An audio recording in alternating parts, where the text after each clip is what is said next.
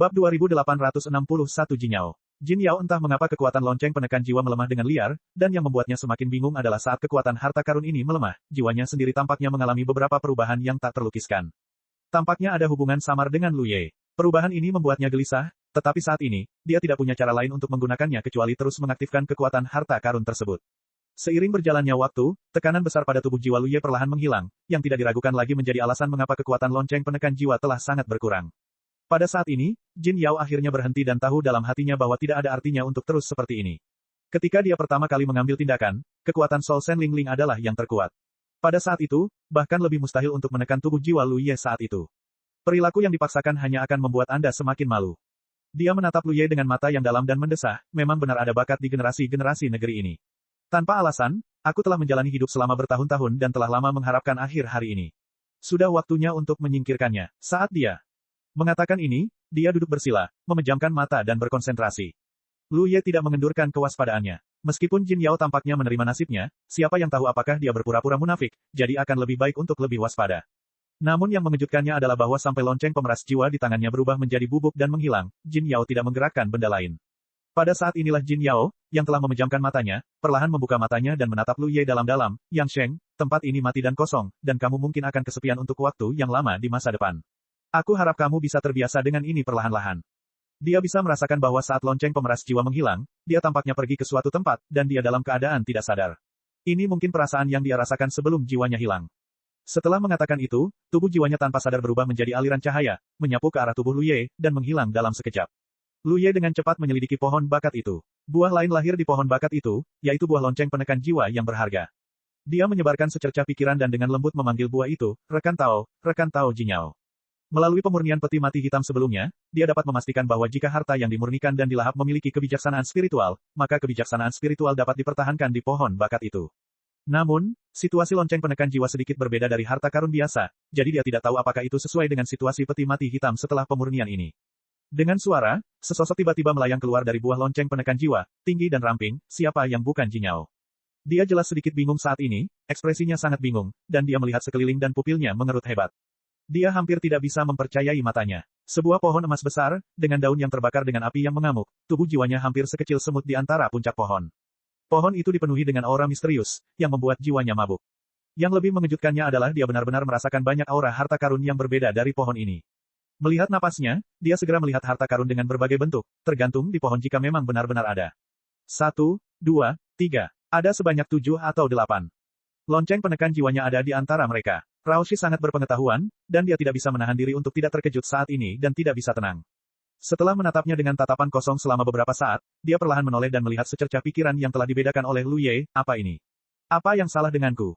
Saya pikir itu akan menjadi akhir yang tersebar, tetapi dia bisa melakukannya dengan baik, tetapi situasi di depannya membuatnya sedikit bingung.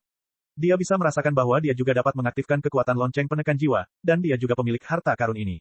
Tetapi di bawah premis ini, baik dirinya maupun lonceng penekan jiwa memiliki ikatan yang lebih dalam dengan pohon yang luar biasa di depannya. Ikatan ini jauh lebih dalam daripada ikatan antara dirinya dan lonceng penekan jiwa, dan urutannya bahkan lebih tinggi. Dan, mengapa ada begitu banyak harta karun di sini? Dia belum pernah mendengar ada orang yang bisa menaklukkan begitu banyak harta karun. Sama seperti ketika dia berada di puncaknya, dia hanya memiliki 3 harta karun di tangannya. Pertama, sangat sulit untuk memurnikan dan menaklukkan harta karun. Kedua, memurnikan harta karun akan menyebabkan beban tertentu pada tubuh dan pikiran kultivator.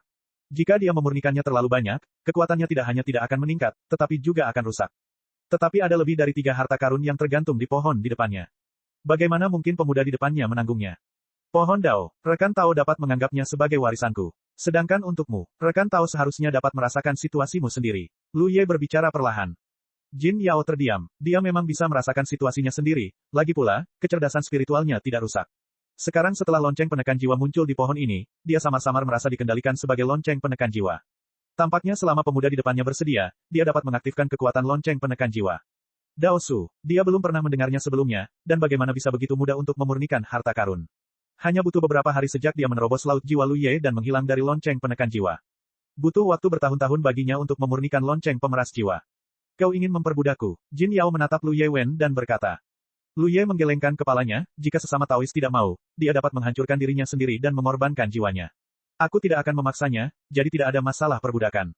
Roh harta karun ini berbeda dari roh harta karun biasa. Dia adalah transformasi jiwa seorang biksu, dan Jin Yao juga adalah Bakyu di zaman mereka. Betapa sombongnya, bagaimana mungkin dia rela diperbudak. Jadi Lu Ye tidak pernah berpikir untuk memperbudaknya.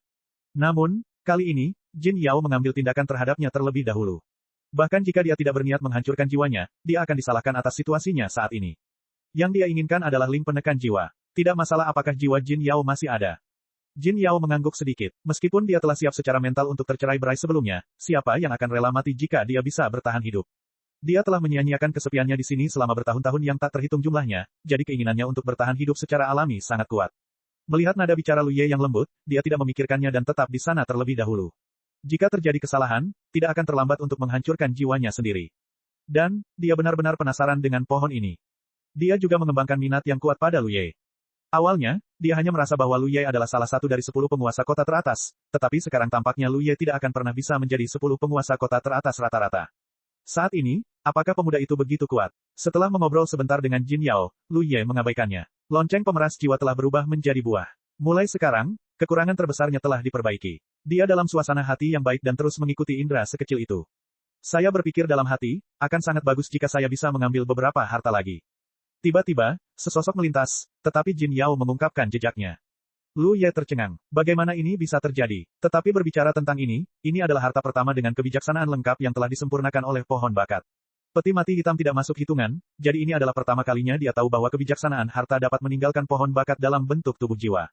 Jin Yao tampak dalam suasana hati yang baik. Meskipun ia gagal mencapai tujuan awalnya, tidak peduli apapun hasilnya, ia akhirnya memiliki seorang pendamping di sisinya. Selain itu, melihat penampilan Lu Ye yang muda dan makmur, ia seharusnya dapat hidup lama, jadi ia tidak akan pernah sendirian untuk waktu yang lama di masa depan. Rekan Taois, saya punya sesuatu untuk dimintai nasihat. Lu Ye bertanya dengan santai ketika ia sedang senggang. Anda bertanya. Jin Yao mengerang di samping Lu Ye, seperti hantu. Anda begitu kuat selama hidup Anda. Apakah Anda tidak tahu bahwa Anda tidak dapat mengambil tindakan sesuka hati di dunia belas kasih? Mengapa Anda masih terjebak di sini? Karena Jin Yao adalah Bakyu pada masa itu, ia begitu bodoh hingga tidak masuk akal. Jin Yao menghela napas, matanya bersinar dengan kilau kenangan, dan ia menggelengkan kepalanya setelah beberapa napas, berkata, masa lalu tidak tertahankan untuk dilihat kembali. Maksudku adalah tidak menyebutkan. Lu Ye tiba-tiba kehilangan minat untuk mengobrol dengannya. Bagaimana Anda bisa masuk? Jin Yao bertanya balik. Membunuh seseorang. Jin Yao tercengang, dibunuh. Alam, dia langsung mengejutkan Lu Ye. Kau tahu, bahkan jika dia mengambil tindakan di alam hehe, dia tidak bisa membunuh siapapun. Sebaliknya, dia tersapu ke tempat ini oleh cahaya putih saat mengambil tindakan. Bagaimana Lu Ye membunuh orang? Generasi muda di era ini sangat menakutkan. Selama suasana hati yang bergejolak, ada keheningan. Setelah waktu yang lama, Jin Yao berbicara lagi, apa yang kamu cari? Kamu tidak ingin menemukan harta karun, kan? Tidak ada harta karun lain di tempat hantu ini. Belum lagi harta karun, bahkan jika tidak ada harta karun, kamu tidak perlu membuang-buang energimu. Aku sedang mencari jalan keluar. Lu Ye menjawab dengan santai. Jin Yao menoleh untuk menatapnya dengan suara menggeliat, meragukan telinganya, apa yang kamu cari? Dia menatap Lu Ye Sansi dalam keadaan tenang, dan memastikan bahwa dia telah mendengarnya dengan benar. Dia menghela nafas dan menggelengkan kepalanya dan berkata, jangan mencarinya, tidak ada jalan keluar di tempat ini. Jika ada jalan keluar, dia pasti sudah menemukannya sejak lama. Lu Ye memutar matanya, bagaimana jika aku bisa menemukan jalan keluar? Jin Yao tidak bisa menahan tawa, jika kamu benar-benar bisa menemukan jalan keluar, mengapa aku tidak mengandalkan perintahmu di masa depan? Lu Ye tiba-tiba berdiri tegak dan berkata, di sini. Jin Yao melihat sekeliling dan bertanya-tanya, apa yang ada di sini? Lu Ye mengangkat tangannya dan menunjuk ke depan, jalan keluar. Dan saat dia menunjuk jari ini, tiba-tiba muncul riak-riak di depannya, dan riak-riak itu menyebar dan perlahan-lahan berubah menjadi portal. Jin Yao melihatnya dengan linglung, matanya linglung. Dia tidak pernah tahu bahwa ada jalan keluar dari tempat hantu ini. Apa yang dia lihat hari ini berulang kali mengejutkan pikirannya. Ketika dia menoleh untuk melihat Lu Ye, dia melihat orang lain menatapnya sambil tersenyum, dan bahkan senyumnya dipenuhi dengan aroma misterius. Bagaimana kamu menemukannya? Jin Yao bertanya dengan ragu. Ayo pergi. Lu Ye menyapanya, dan dia tidak bisa memberitahunya bahwa roh Hedauzu sendirian. Kemampuan untuk menemukan portal ini sepenuhnya bergantung pada bimbingan roh Hedauzu. Melangkah ke portal, Jin Yao buru-buru mengikutinya. Bunga penglihatan. Ketika Lu Ye kembali sadar, dia menemukan bahwa dia telah kembali ke alam penyatuan kembali. Dan lokasinya sebenarnya di halaman. Jin Yao berada tepat di sampingnya, dengan pikiran ilahi meresap, dan dia bergumam, itu benar-benar keluar. Dia telah terperangkap di dunia kosong tak berujung itu selama bertahun-tahun, dan dia tidak pernah berpikir bahwa dia akan keluar suatu hari nanti. Bab 2862 Cahaya Terapung, Festival Perahu Naga Semua Orang. Halamannya bobrok dan sepertinya sudah lama tidak ada yang tinggal di sana, dan tempat itu seperti tempat yang tidak memiliki rumah. Hal ini mengejutkan Lu Ye. Tidaklah berlebihan untuk menggambarkan tempat di mana alam Hehe bernilai setiap jengkal tanah. Sulit bagi biksu biasa untuk memiliki industri sendiri di sini. Toko-toko dan tempat tinggal di dunia ini diwariskan dari generasi ke generasi oleh para biksu. Tanah yang tidak memiliki rumah seperti itu seharusnya telah dicuri, tetapi kenyataannya, tidak ada seorang pun yang tinggal di halaman ini untuk waktu yang lama. Hah, Jin Yao tiba-tiba mengerutkan kening dan melihat ke satu arah. Ada apa, Lu Yewen? Jin Yao tidak mengatakan apa-apa, tetapi dia sedikit bingung, seolah-olah dia telah menemukan sesuatu yang tidak dapat dipahami. Hampir pada saat yang sama, di halaman lain tempat dia sedang menonton, seorang pria parubaya dengan ketidakpuasan tiba-tiba membuka matanya dan tampak bingung. Karena pada saat ini, dia merasakan aura menjijikkan yang membuatnya sedikit akrab dan sedikit takut.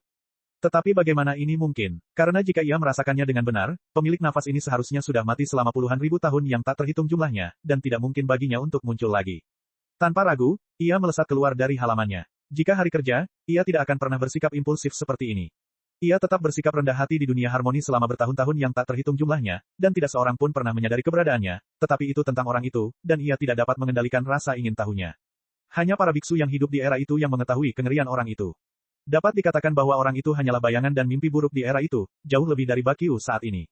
Bakyu kuat tetapi tidak setidak masuk akal orang itu, tetapi orang itu berbeda.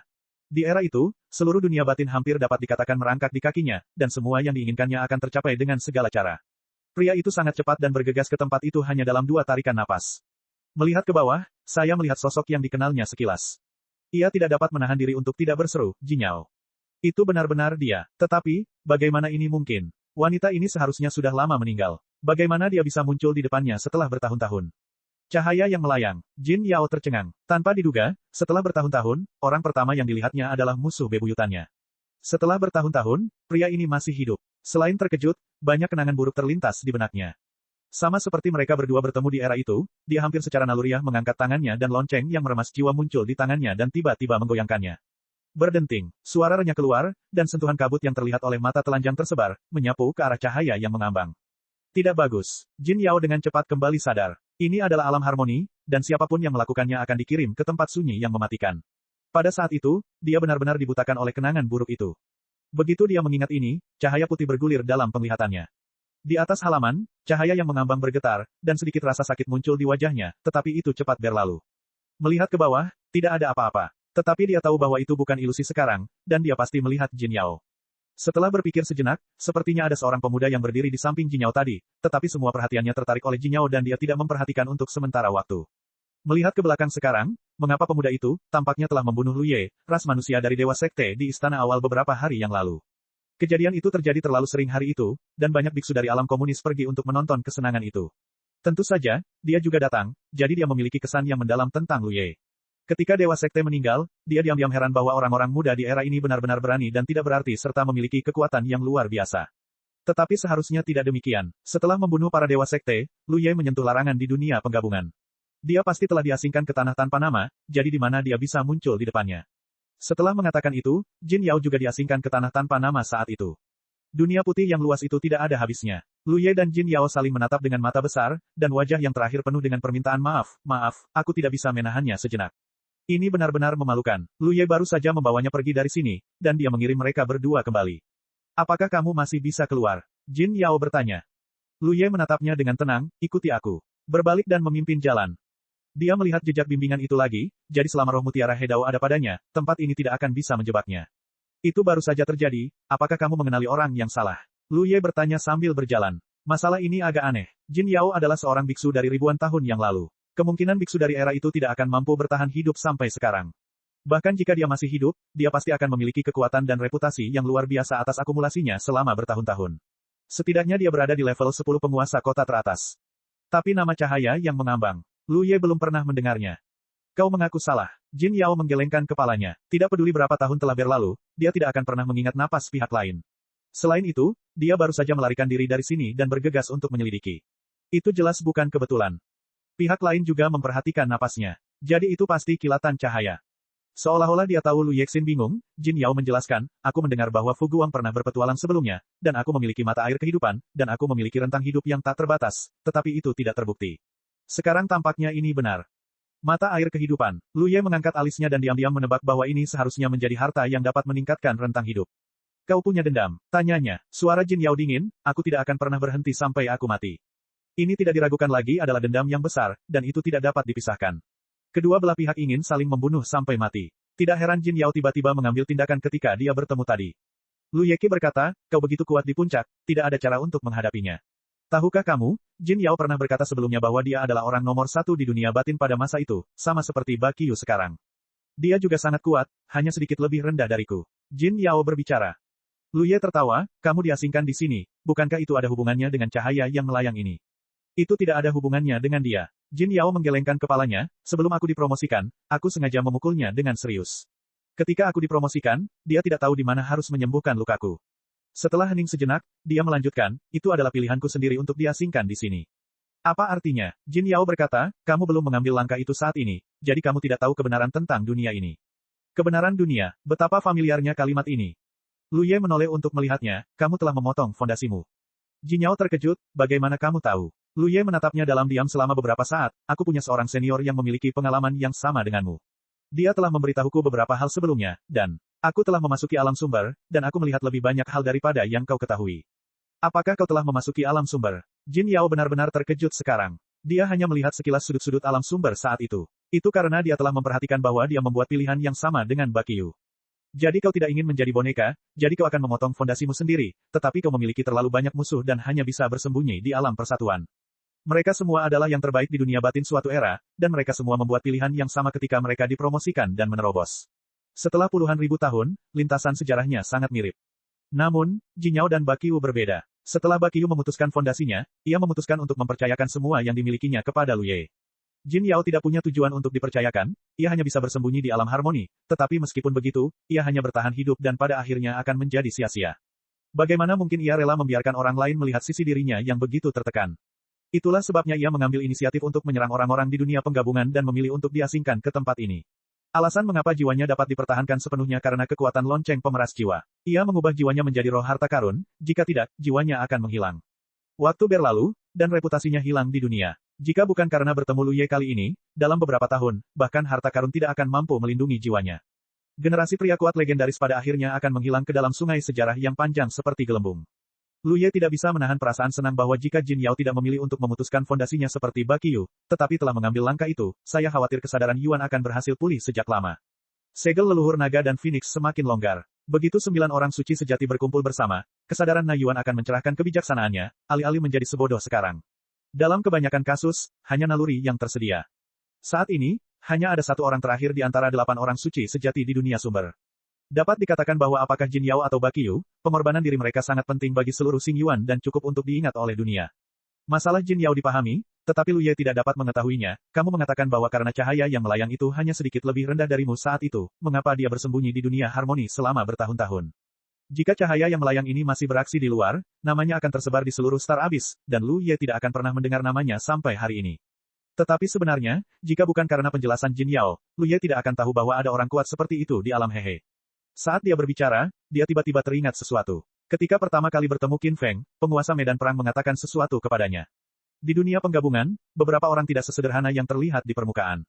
Sama seperti Qin Feng sendiri, dia pasti memiliki fondasi 10 penguasa kota teratas, tetapi dia selalu tinggal di medan perang dan tidak pernah ingin menjelajahi Star Abyss. Ketika Qin Feng berkata dengan santai, Lu Ye mendengarnya, dia tidak terlalu peduli. Baru hari ini Lu Ye benar-benar menyadari bahwa Qin Feng sepenuhnya salah. Permukaan cahaya yang mengambang itu tidak mengherankan, dan itu adalah keberadaan yang ditempatkan di antara kerumunan orang dan tidak seorang pun akan melihatnya. Tetapi siapa yang tahu bahwa dia telah hidup selama ribuan tahun yang tak terhitung jumlahnya dan sama sekali bukan milik orang kuat di era ini. Bab 2863 Awal Kekacauan. Tidak dapat disangkal bahwa begitu kekuatan orang-orang kuat ini mencapai batas tertentu, sebenarnya sulit untuk membuat kemajuan. Tetapi tidak peduli apapun, cahaya yang mengambang itu jelas merupakan orang kuat di 10 penguasa kota teratas, dan fondasinya kemungkinan akan melampaui level dewa sekte tersebut. Jadi Lu Ye tidak dapat mengerti mengapa dia harus tinggal di dunia harmoni dan telah menyembunyikan identitasnya selama bertahun-tahun. Itu seharusnya terkait dengan erosi yang ada di mana-mana. Jin Yao berkata perlahan, kamu memiliki fondasi seperti itu, dan kamu seharusnya menyadari kekuatan erosi itu, kan? Lu Ye mengangguk. Semakin lama erosi semacam itu, semakin dalam tingkat erosinya. Aku tidak tahu berapa tahun dia telah hidup, jadi dia pasti telah mencapai batasnya. Alam penggabungan adalah satu-satunya tanah murni dari Star Abyss. Hanya dengan bersembunyi di sini dia dapat menghindari nasib untuk terus terkikis. Ini mungkin. Dengan cara ini, orang-orang kuat seperti Fu Guang yang menyembunyikan nama mereka di dunia fusi menghadapi situasi seperti itu. Begitu erosi semacam itu mencapai batas yang telah ditanggung oleh biksu itu, maka biksu itu akan kehilangan akal sehatnya dan berubah menjadi boneka jurang. Tidak seorang pun yang rela menghadapi hasil seperti itu. Misalnya, Fu Guang dan yang lainnya mungkin tidak mengetahui kebenaran dari masalah ini, tetapi setelah berlatih selama bertahun-tahun, siapa di antara mereka yang tidak memiliki naluri untuk mencari berkah dan menghindari kemalangan? Sambil berbicara, Lu Ye berdiri teguh dan mengangkat tangannya ke suatu titik di depannya. Portal yang meninggalkan itu muncul lagi. Tanpa ragu, melangkah masuk ke dalamnya dalam satu langkah. Di halaman kecil Heheji, sosok Lu Ye dan Jin Yao muncul lagi. Dia berbalik dan melihat sosok yang masih melayang di udara sekilas. Pria itu menatap lebar pada saat ini, tampak luar biasa, itu benar-benar kamu.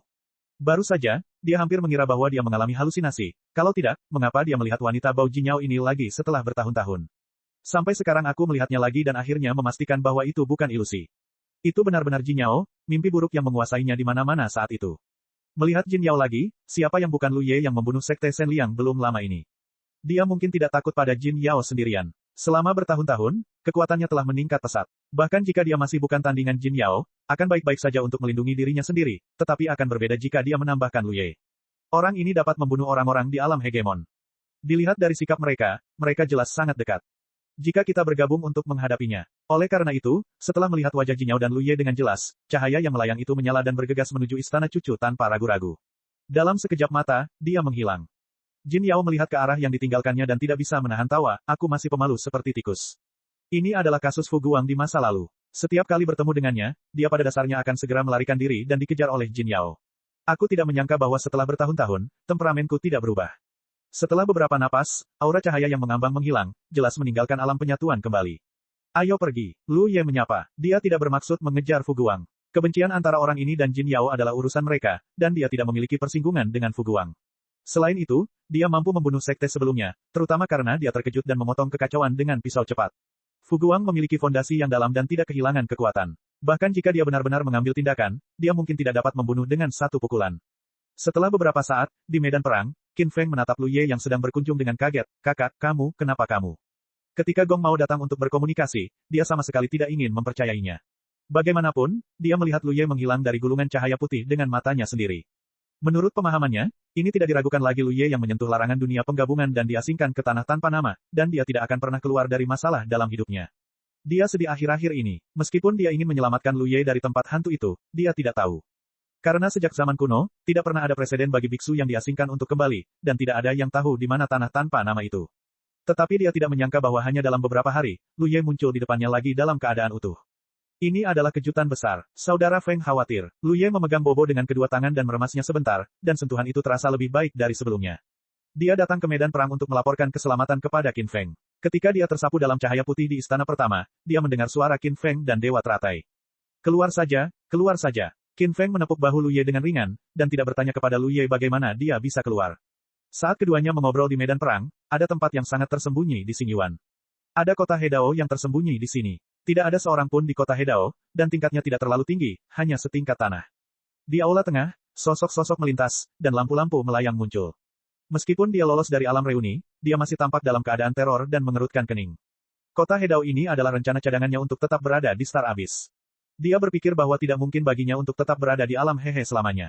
Dia akan selalu kembali ke Xingyuan untuk berbisnis, tetapi dia tidak menyangka bahwa dia akan lolos dari bencana hari ini. Tetapi, mengapa Jin Yao masih hidup? Dan ras manusia Lu Ye, yang telah diasingkan ke tanah tanpa nama, dapat melarikan diri darinya. Ketika Jin Yao menyerangnya sebelumnya, cahaya putih itu terungkap, mereka pasti menyentuh larangan dunia penggabungan dan diasingkan. Tetapi mereka dengan cepat keluar dari sana lagi. Jika yang pertama adalah kebetulan, maka yang kedua tidak. Jin Yao muncul di dunia dan terlibat dengan ras manusia Lu Ye lagi. Dunia penggabungan tidak lagi aman. Tetapi jika Anda tidak tinggal di alam harmoni, kemana Anda bisa pergi? Hatiku sangat kesal. Ketika dia tiba-tiba sadar kembali, dia tiba-tiba menyadari ada sesuatu yang salah. Aura jurang bintang di sekitarnya menjadi sangat aktif karena suatu alasan, menyerbu ke dalam tubuhnya seperti makhluk hidup, yang membuatnya tidak dapat menekannya. Tidak bagus. Dia berteriak, merasa bahwa keadaannya dengan cepat mendekati batas. Seperti yang dikatakan Jin Yao dan Lu Ye, alasan mengapa dia bersembunyi di alam Hehe adalah karena itu adalah satu-satunya tanah murni di Xingyuan. Dia telah hidup terlalu lama. Bertahun-tahun yang lalu, dia merasa bahwa dia akan mencapai batasnya, jadi dia bersembunyi di alam Hehe untuk berlindung. Selama bertahun-tahun, dia tidak meninggalkan alam harmoni. Menurut pengalaman masa lalu, selama dia tidak tinggal di jurang bintang terlalu lama, jika dia hanya memiliki 10 hari dan setengah bulan, pada dasarnya tidak akan ada masalah. Namun kali ini, tampaknya sedikit berbeda. Aku seperti sedang menatap aura jurang yang ada di mana-mana. Dia tidak yakin apa yang akan terjadi begitu dia menembus batas itu, tetapi itu sama sekali bukan hal yang baik. Banyak pikiran dalam benaknya melonjak, dan dia tiba-tiba berteriak, siapa itu? Dia mengangkat tangannya dan menyerang ke samping, hanya karena tadi, dia sepertinya telah melihat sosok di hadapannya. Kekuatan Tao melonjak, bahkan jika itu hanya berkah dari mutiara Tao tingkat bumi, serangannya masih sangat kuat. Namun ketika mengenai pria itu, mustahil untuk menggoyahkan sosok itu. Baru pada saat inilah cahaya yang mengambang itu melihat orang itu dengan jelas dan tercengang. Hanya saja karena orang yang tiba-tiba muncul di sampingnya tidak hanya tidak memperlihatkan auranya, tetapi juga tidak dapat melihat wajahnya dengan jelas. Dia mengenakan topeng putih di wajahnya, dan kata, Mei, di atasnya adalah, Mei, berwarna merah darah, seperti tanda darah. Bahkan dengan topeng yang menghalangi, Floating Light masih merasakan orang lain menatap lurus ke matanya, yang membuatnya merasa menyeramkan. Tanpa alasan, kegelisahan yang sangat besar melonjak di hati Fuguang. Tanpa berpikir, dia menarik diri dan melarikan diri ke belakang. Namun, sudah terlambat, dia hanya bisa melihat pihak lain mengangkat jarinya dan dengan lembut mengkliknya. Jari itu dengan cepat membesar dalam penglihatannya, menghalangi segalanya dalam sekejap. Siapakah ini? Bagaimana bisa begitu kuat? Bahkan Jin Yao tampaknya bukan lawan-lawan. Ketika pikiran dalam benaknya berubah, cahaya yang mengambang itu merasakan alis yang terbakar, dan seluruh kesadarannya menjadi mengantuk. Dia mendengar suara bantingan seperti ayunan rantai. Dia sepertinya melihat lingkaran rantai hitam pada pria kuat bertopeng yang menyerangnya, dan terseret dan menghilang oleh rantai itu. Di aula awal alam Hehe, Lu Ye mengaktifkan pola Taois berwajah seribu untuk mengubah penampilannya. Dia hanya pergi ke Qin Feng untuk melaporkan keselamatannya, dan kemudian pergi ke Menara Jinrui untuk menemui pemilik menara teratai. Sama seperti reaksi Qin Feng, ketika dia melihat Lu Ye, Lian tampak tidak percaya. Tapi tidak peduli apa, itu adalah hal yang baik bahwa Lu Ye dapat melarikan diri dari tempat pengasingan. Dewa sekte itu sudah mati sekarang, dan Lu Ye ingin kembali ke langit berbintang untuk menangani tindak lanjut, jadi dia tidak tinggal di Menara Jinrui lebih lama. Pikiranku bergerak sedikit, dan sosokku menghilang. Ketika dia muncul lagi, dia sudah tiba di kota Yuanxi. Di aula, Yudi yang bertanggung jawab. Dia menyadari ada yang tidak beres. Dia mendongak dan sangat terkejut, Kakak Ye. Setelah kata-kata itu jatuh, dia bergegas maju. Lu Ye mengangkat tangannya dan menekan kepalanya. Yudi tiba-tiba cemberut, tampak sedih. Lu Ye pura-pura tidak melihatnya, dan berkonsentrasi merasakan sekelilingnya sejenak, dan tiba-tiba tampak bingung, di mana kamu? Berdasarkan persepsi, saat ini, hanya ada Yudi dan Fan Wu dan master formasi lainnya di kota itu. Yang lainnya tidak ada di kota itu, dan tampaknya ada pertempuran besar di dekatnya. Dia merasakan aura Suyan, Zuyin, Huanxing dan yang lainnya, dan bahkan Yuanxi. Saat ini, beberapa Hedao di kota itu jelas berada di bawah pimpinan Yuanxi, menyerang kota Hedao di dekatnya. Melihat skala kota Hedao, itu adalah kota gurun. Tidak mengherankan bahwa dia bisa merasakan aura Suyan dan yang lainnya, tetapi mengapa Yuanxi ada di sini? Bukankah seharusnya dia berada di langit berbintang? Ini adalah wilayah kota Shenluo. Yudi melangkah mundur dan mengusap dahinya sambil menjelaskan, kami datang ke sini bersama kota Hedao itu di sarang Phoenix kota naga. Lu Ye tiba-tiba menyadarinya. Ketika dia kembali ke kota Yuanxi dan membawa Fu Wei pergi, kota itu masih berkeliaran. Mungkin karena Zuyin mendapat kabar dari Long Zun, jadi kota itu mengambil tindakan dengan sarang Phoenix Longcheng. Alasan mengapa dia harus menggunakan kekuatan Tai Chu Wutong untuk kembali ke lingkungan Panlan terutama karena setelah integrasi dunia dalam dan luar, peta bintang yang ada tidak lagi akurat. Namun setelah sekian lama, para biksu telah menemukan peta bintang, jadi jika Yuan Shikeng menggunakan jalur serangga, tidak akan butuh waktu lama baginya untuk datang ke sini. Ini hanya membuang-buang waktu. Ketika dia kembali ke kota kali ini, dia ingin Yudi dan yang lainnya pergi ke Banlan, tetapi dia tidak pernah menyangka bahwa mereka telah tiba. Karena dalam persepsinya, Fenglan tidak jauh dari sini. Bab 2864, langsung menuju Naga Kuning. Sebelum memasuki langit berbintang yang hancur, Lu Ye secara khusus menghubungi penguasa naga dengan bantuan buku naga, dan memintanya dan Feng Zhu untuk bergabung untuk menyerang kota Shenluo. Sekarang tampaknya penguasa naga sangat efisien sehingga terjadi perang di sini. Namun, perang antara 10 kota Hedao teratas bukanlah masalah sederhana. Mobilisasi banyak kota Hedao seringkali membutuhkan banyak waktu. Alasan mengapa kota Yuanxi dapat muncul di sini begitu cepat terutama karena ukurannya yang sangat kecil dan dapat menggunakan jalur serangga untuk melintasi ruang angkasa. Secara umum, kota Hedao di bawah tingkat surgawi memiliki kemudahan seperti itu, tetapi tidak mungkin berada di atas tingkat surgawi. Sebagian besar jalur serangga tidak cukup besar untuk memungkinkan kota Hedao di atas tingkat surgawi melewatinya. Jika Anda ingin melewati kota Hedao ini, Anda hanya dapat bergerak perlahan. Saat ini, semua yang datang dari Longcheng adalah kota Hedao di bawah tingkat surga, yang dianggap sebagai tim pelopor. Kelompok tim pelopor ini sekarang menggunakan kota Yuanxi sebagai pusat, secara bertahap menghancurkan garis pertahanan kota Shenluo.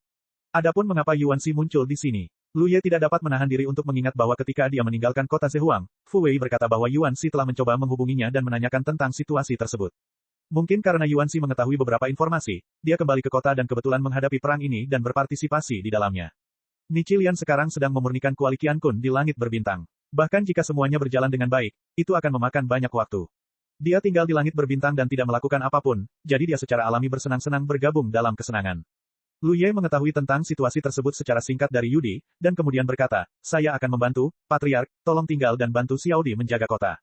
Oke, Hun Kue menjawab, menghilangkan keadaan jiwa yang kerasukan, dan melarikan diri dari Lu Ye. Di luar kota, sebuah kota terpencil melarikan diri dengan panik, dan formasi perlindungan kota bergetar. Ketika Lu Ye tiba di tempat itu, dia melihat Yuan Xi memimpin Su Yan, Zhu Yin dan yang lainnya untuk menyerang kota terpencil itu. Orang-orang Hedao di kota ini tidak terlalu mendalam dalam latar belakang mereka. Bagaimanapun, mereka belum lama dipromosikan ke Hedao, tetapi dengan peningkatan mutiara Hedao, kekuatan yang dapat mereka kerahkan cukup bagus. Selain Yuan Xi, kota yang sepi ini tampaknya tidak dapat bertahan. Ketika Lu Ye tiba dan menebas dengan ganas dengan satu pedang, formasi pelindung yang sudah seperti badai hancur. Kali ini dia bahkan tidak menggunakan kekuatan 10.000 manik racun. Mayor Jenderal, mata Yuan Xi berbinar, Su Yan dan Zhu Yin juga menatapnya dengan heran. Ketika kau berbicara, kau akan mengalahkan musuh terlebih dahulu. Lu Ye memimpin dalam pembunuhan ke kota saat ia berbicara. Dikatakan bahwa itu untuk mengalahkan musuh, tetapi musuh telah lama melihat kekuatan Yuan Xi. Oleh karena itu, setelah kota itu hancur, ia melarikan diri ke segala arah tanpa ragu-ragu. Beberapa melarikan diri dari kota Hedao, dan beberapa melarikan diri ke alam Hehe. Hanya dalam beberapa saat, tidak ada jejak musuh di kota itu. Di aula tengah, Lu Ye memecahkan manik Hedao dan menampung semua pecahannya. Meskipun metode rahasia dunia kecil telah mencapai tingkat ke-9 latihan, dan kualitas mutiara Hedao dunia kecil telah mencapai tingkat alam semesta dan tidak ada ruang untuk perbaikan, banyak pecahan ini tidak mudah untuk disia-siakan. Bahkan jika kau tidak dapat menggunakannya, lebih baik tetap tinggal dan membuat mutiara Hedao yang berkualitas lebih tinggi. Bukankah masyarakat umum mengatakan bahwa kau menyentuh larangan dunia penggabungan dan diasingkan? Yuan Xi mencondongkan tubuh ke samping Lu Ye dan bertanya dengan suara rendah, siapa rumor ini? Berita itu menyebar begitu cepat. Lu Ye tercengang. Bukankah itu rumor? Yuan Xi juga terkejut. Aku memang diasingkan, tetapi aku berhasil keluar dari sana. Lu Ye tiba-tiba menyadari bahwa alasan mengapa berita ini menyebar begitu cepat adalah karena tidak ada seorang pun yang menyentuh larangan di alam Hehe selama bertahun-tahun, dan kedua, dia membunuh penguasa kota Shenluo di bawah hidung begitu banyak orang.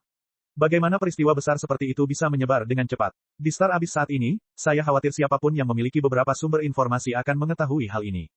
Yuan Xi segera mengejutkan Lu Ye dan memberinya acungan jempol, metropolis besar layak menjadi metropolis besar.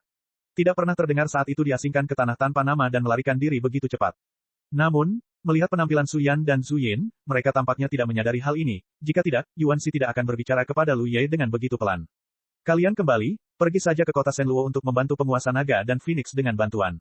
Yuan Xi tiba-tiba teringat sesuatu lagi. Di mana mereka? Kota Shenluo. Lu Ye langsung bereaksi, Tuan, apakah ini akan ke Huanglong?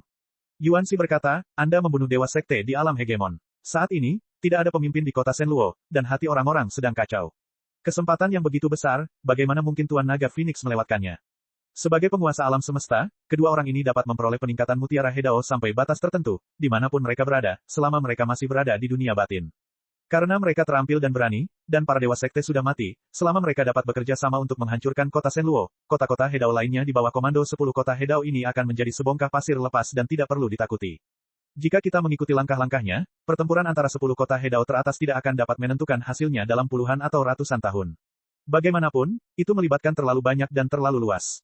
Sama seperti ketika Dewa Naga dan Phoenix bergabung untuk menyerang kota Blue Tien, itu juga membutuhkan banyak waktu tanpa menyalahkan darah. Sekarang kematian para dewa sekte telah memberi Dewa Naga dan Phoenix untuk melihat peluang yang sangat baik.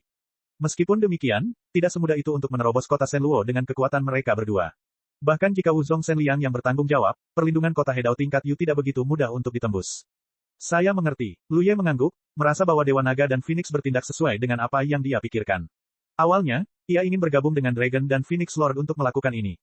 Setelah bertanya tentang lokasi spesifik kota Yuan Xi Shenluo, Lu Ye melesat dan bergegas ke arah itu. Sepanjang jalan, saya melihat banyak kota Hedao di bawah kota Shenluo. Mereka mengatur pasukan di daerah ini, jelas untuk menghadapi pertempuran berikutnya. Lu Ye mengabaikannya dan berjalan cepat. Menyeberangi kehampaan, sampai pada suatu titik, ia tiba-tiba mendongak dan melihat ke kejauhan. Ia merasakan napas Dragon Lord, bukan hanya itu, tetapi juga beberapa aura kuat yang familiar lainnya. Pada saat ini, di samping kota Shenluo yang megah dan besar, 5 sosok membentuk 2 kubu, saling berhadapan dari jauh, masing-masing dengan amarah, seolah-olah mereka bisa bertarung kapan saja. Satu pihak bergegas ke sini untuk menyerang Dragon dan Feng Lord yang mencoba menyerang Huanglong, sementara pihak lain adalah Sekte Xuanwu, Gu Mingyue dan Hongtu, yang memiliki hubungan baik dengan para dewa sekte. Sudah beberapa hari sejak Dragon Lord, Phoenix Lord, tiba di sini. Dapat dikatakan bahwa setelah Lu Ye membunuh dewa sekte di alam Hehe selama beberapa hari, berita itu sampai ke telinga Long Zun. Meskipun mereka khawatir tentang situasi Lu Ye, mereka juga tahu bahwa ini adalah kesempatan yang sangat baik untuk menyerang kota Shenluo, jadi mereka bergegas ke sini tanpa ragu-ragu. Dia menyerang kota Shenluo selama beberapa hari dan mencapai beberapa hasil. Tetapi saya tidak menyangka bahwa hanya setengah hari yang lalu, saya diblokir oleh Hongtu dan yang lainnya yang bergegas. Sarang Phoenix Kota Naga menyerang kota Shenluo. Bagaimana mungkin mereka tidak mendapatkan berita jika masalah sebesar itu? Selama konfrontasi, Hongtu dan tiga lainnya penuh dengan kepahitan.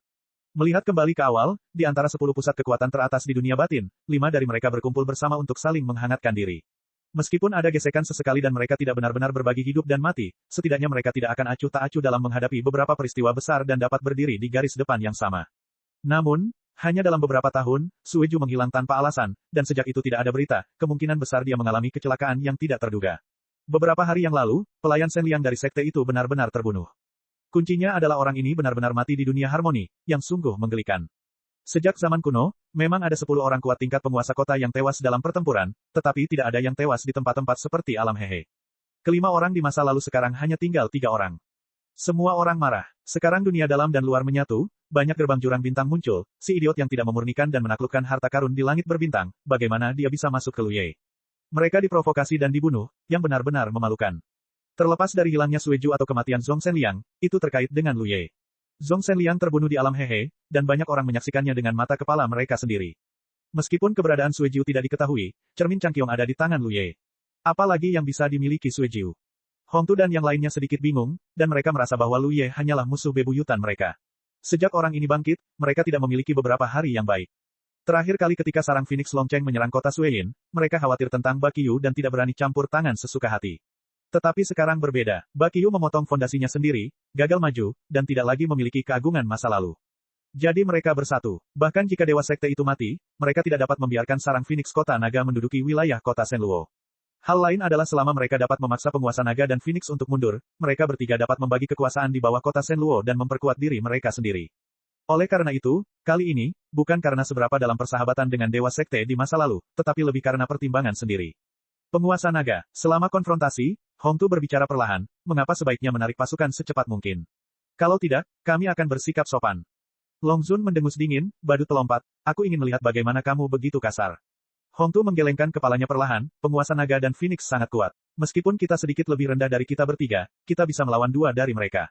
Penguasa naga dan Phoenix takut dia tidak akan bisa jatuh.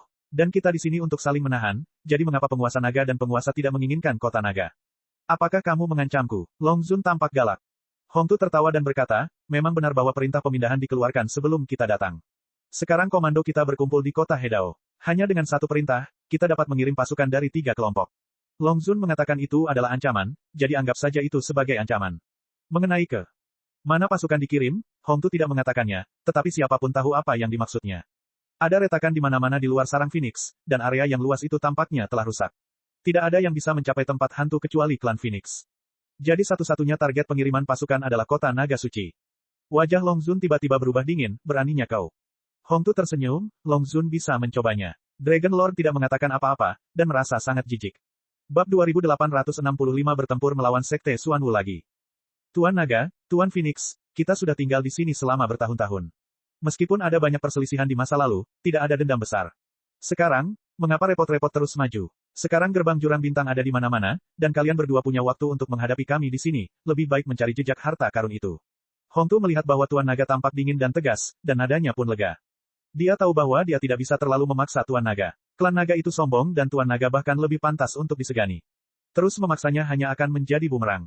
Dia juga percaya bahwa Tuan Naga akan membuat pilihan yang tepat. Lagi pula, jika dia benar-benar menghadapi seperti ini atau bahkan bertarung, itu tidak akan bermanfaat bagi sarang Phoenix Kota Naga, dan bahkan akan menyebabkan konsekuensi yang sangat buruk.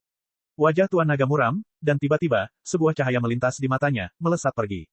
Setelah merenung sejenak, dia mengangguk sedikit, apa yang kamu katakan bukan tanpa alasan. Hongtu tiba-tiba merasa lega. Tepat saat dia hendak mengatakan sesuatu, dia mendengar raungan naga yang sangat keras bergema di telinganya. Tanpa peringatan apapun, Hongtu dikejutkan oleh raungan naga itu. Hati-hati, teriakan tajam keluar, dan Sekte Xuanwu telah melesat dan menyerbu ke depan.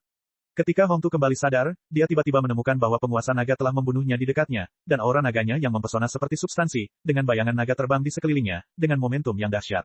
Kekuatan waktu yang tak terlihat dan tak kasat mata meresap, yang sangat memengaruhi pemikiran dan persepsinya. Xuan Wuzong memegang pedang Jiuxiao Leize dan meletakkan jaring guntur di depannya, yang memungkinkan Hongtu lolos dari pengaruh kekuatan waktu. Gu Mingyue telah datang dari belakang, mencoba untuk menyendok formasi, tetapi kekosongan di depannya terus-menerus berputar dan meregang, membuatnya sulit baginya untuk menerobos alur. Sosok itu melintas, dan Master Phoenix muncul di depannya dan menamparnya dengan telapak tangan. Gu Mingyue berteriak kaget, dan sosoknya yang anggun segera berubah menjadi aliran air, dan dia bahkan dapat menghindari serangan ini. Dia baru saja bertarung dengan Feng Zhu belum lama ini, dan tahu bahwa dia bukanlah lawannya. Dia telah bertarung lagi pada saat ini dan telah kehilangan semangatnya sebelum perang dimulai. Tuan Naga, apakah kamu benar-benar ingin bertarung sampai mati? Hong Tu berteriak dengan ganas. Dia mendapatkan formasi Sekte Xuanwu dan akhirnya pulih. Pada saat ini, dia bergabung dengan Sekte Xuanwu untuk bertarung. Mereka penuh dengan kebingungan. Mengapa Long Zun melakukan ini? Pertarungan mereka di sini tidak akan bermanfaat bagi sarang Phoenix di Longcheng. Belum lagi, meskipun Gu Mingyue bukan tandingan Feng Zhu, tidak ada masalah dalam melindungi dirinya sendiri. Dia bergabung dengan Sekte Xuanwu, bahkan jika penguasa naga kuat, dia tidak akan pernah bisa mendapatkannya. Kapan penguasa naga menjadi begitu tidak bijaksana? Aku tidak bisa mengetahuinya, tetapi aku hanya bisa menghadapinya sekarang. Penguasa Feng sebenarnya tidak bisa mengetahuinya, tetapi karena penguasa naga telah mengambil tindakan, dia tidak perlu memikirkannya, cukup ikuti dia dan lakukan saja. Tiba-tiba, 5 orang kuat itu terbagi menjadi 2 kelompok pertempuran, bertarung dengan sengit di luar kota Shenluo, dengan kekuatan Taoisme melonjak dan aura Star Abyss mendidih. Beberapa tokoh berdiri di kota Shenluo. Mereka semua adalah wakil penguasa kota-kota Shenluo. Zhong Shenliang telah meninggal, dan wakil penguasa kota dipimpin oleh wakil penguasa kota kedua Luo Shen. Sebelumnya, ketika penguasa naga Phoenix dan Phoenix bergabung untuk menyerang kota Shenluo, mereka hanya bisa bersembunyi di kota dan menderita penghinaan. Untungnya, Hong Tu dan yang lainnya datang untuk membantu tepat waktu, yang menghindari kemalangan kota Shenluo. Melihat bahwa perang telah dimulai, Luo Shen segera berteriak, pergi dan ikuti aku untuk menyapu. Jika itu di tempat lain, pertempuran di tingkat 10 penguasa kota teratas tidak dapat campur tangan, tetapi ini adalah kota Shenluo.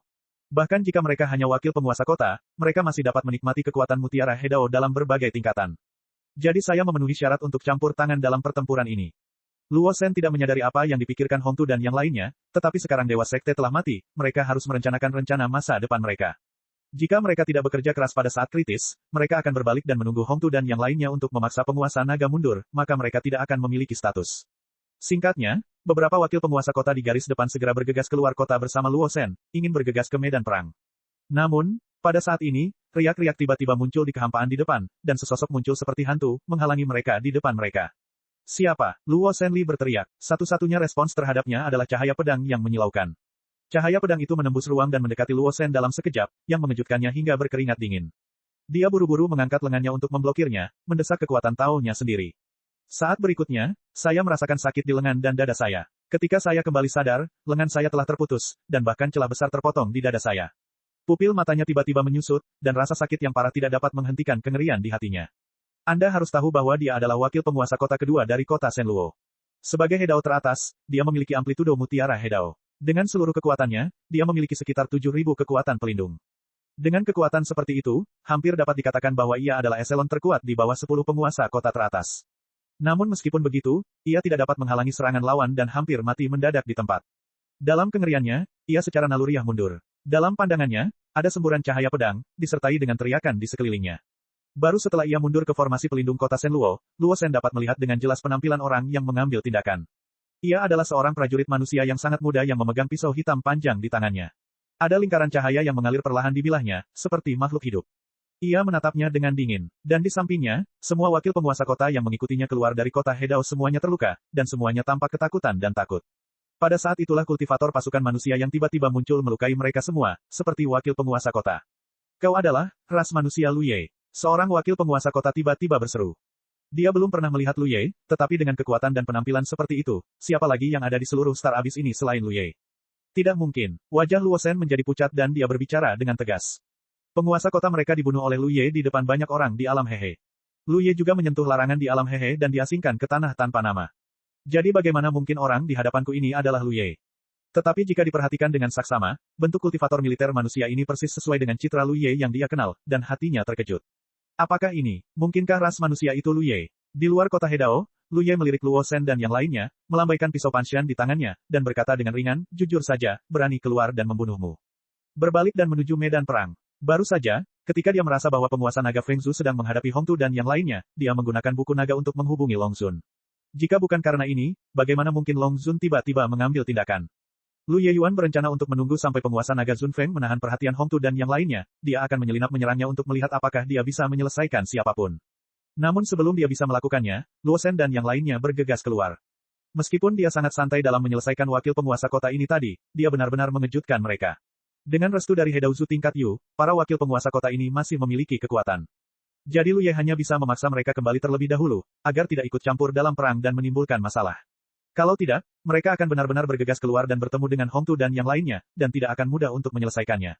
Luo Shen dan yang lainnya tidak berani bertindak gegabah lagi. Tanpa itu, mereka semua merasa ada kekuatan aneh yang tertinggal di luka, terus-menerus merobek luka. Belum lagi ini, dan kekuatan mereka sendiri disegel tanpa alasan. Setelah merasakan kekuatan Lu Ye, bagaimana mereka berani melakukan apapun dalam keadaan ini? Mereka hanya bisa melihat Lu Ye pergi. Di medan perang, Hong Tu dan yang lainnya semua mengubah wajah mereka. Lu Ye, Xuan Wuzong bahkan menggertakkan giginya dan berteriak dengan keras. Ketika dia mengepung Bakiyu terakhir kali, dia menderita kerugian di bawah Lu Ye. Meskipun lukanya telah sembuh hari ini, dia masih bisa merasakan rasa sakit dan racun aneh yang tertinggal di lukanya. Setiap kali dia memikirkannya, dia sangat takut, tetapi butuh banyak usaha dan energi untuk menyelesaikannya. Tapi, mengapa Lu Ye ada di sini? Bukankah seharusnya dia diasingkan ke tanah tanpa nama? Bagaimana dia bisa keluar dari sana? Tapi tidak peduli apa, itu adalah fakta bahwa Lu Ye muncul di sini sekarang. Awalnya, dia dan Hong Tu bergabung untuk melawan Long Zun dan bertarung melawan atasan, tetapi jika Lu Ye bergabung, situasinya akan berbeda. Kekuatan orang ini sangat aneh. Dia jelas tidak menunjukkan tanda-tanda mengerahkan kekuatan eksternal, tetapi dia memiliki fondasi 10 penguasa kota teratas. Aku akan menghadapinya. Xuan Wuzong berteriak pelan dan menarik diri dari kelompok pertempuran, perintahkan untuk mengirim pasukan. Pada titik ini hari ini, aku tidak bisa lagi ragu. Jika kamu ingin memaksa penguasa naga mundur, kamu hanya bisa mengirim pasukan untuk menyerang Long Cheng. Hanya dengan cara ini penguasa naga dan penguasa Phoenix bisa takut pada tikus. Adapun Lu Ye, ras manusia. Xuan Wuzong menderita kekalahan sekali, dan kali ini dia tidak akan pernah mengulangi kesalahan yang sama. Oke, Hong Tu menjawab dengan keras. Mereka bertiga sudah membuat semua pengaturan sebelum mereka datang. Pada saat ini, mereka dapat mengirim pasukan ke 3 kelompok. Tanpa Sekte Xuanwu bergabung, Hong Tu langsung jatuh ke dalam posisi yang tidak menguntungkan. Terakhir kali dia bertarung dengan Long Zun. Pada saat itu, ada juga berkat bendera militer Ding Wuxiang dari Dewa Sekte, tetapi dia masih belum sebanding. Sekarang tanpa bendera militer Ding, dia bahkan lebih tidak efektif. Hampir pada saat berikutnya ketika Xuan Wuzong pergi, Hong Tu benar-benar menyerah untuk menyerang dan hanya ingin melindungi dirinya sendiri. Dia membiarkan Long Zun menggunakan kekuatannya untuk membombardirnya dengan kuda-kudanya, seolah-olah dia tidak akan pernah melawan tanpa dipukul. Belum lagi betapa malunya dia. Tetapi merasa malu adalah cara terbaik untuk menghadapinya sekarang. Kesenjangan antara dia dan Long Zun memang ada, tetapi tidak mudah bagi Long Zun untuk membunuhnya sendirian. Di sisi lain, Lu Ye dan Xuan Wuzong dengan cepat saling mendekati. Ada konfrontasi sebelumnya, dan kali ini saya bertemu lagi, itu seperti jalan sempit bagi musuh. Sebelum dia bisa mendekatinya, Lu Ye merasakan kekuatan jiwa yang sangat dahsyat menghantam Sekte Xuanwu. Kekuatan jiwa itu seperti pedang tak terlihat, menusuk jiwa Lu Ye. Sekte Xuanwu adalah orang yang cerdas. Melalui pertempuran terakhir, dia jelas menyadari kekurangan Lu Ye. Pemuda ini mungkin tidak kurang dari 10 penguasa kota teratas dalam hal tingkat kultivasinya, tetapi kekuatan jiwanya jelas merupakan kekurangannya. Jadi selama jiwa Lu Ye bisa bergetar, pertempuran akan dimenangkan di tengah jalan. Benar saja, ketika dia mengaktifkan teknik rahasia, tubuh Lu Ye yang datang ke arahnya jelas terhenti sejenak, dan wajahnya menunjukkan ekspresi yang sangat menyakitkan. Cek cek cek cek cek cek cek cek. Rakan-rakan kultivator sekalian, sebelum retret, sila terus berkultivasi untuk jurus subscribe, like, share dan komentar agar Sekte Novel Sadim terus berkembang pesat.